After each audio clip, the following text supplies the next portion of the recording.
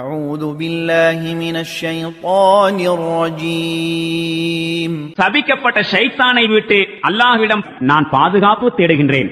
وإذ قال إبراهيم لأبيه وقومه إنني براء مما تعبدون இப்ராஹிம் தம்முடைய தந்தையிடமும் தம்முடைய சமூகத்தாரிடமும் கூறியதை நினைவு கூறுங்கள்.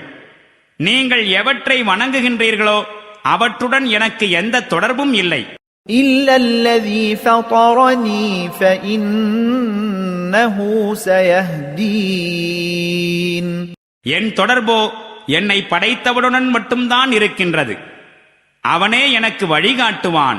وجعلها كلمة باقية في عقبه لعلهم يرجعون மேலும் இப்ராஹிம் தமக்கு பின் தம் வழித்தோன்றல்களிடம் இதே வார்த்தைகளை விட்டுச் சென்றார். அவர்கள் அவன் பக்கம் திரும்ப வேண்டும் என்பதற்காக.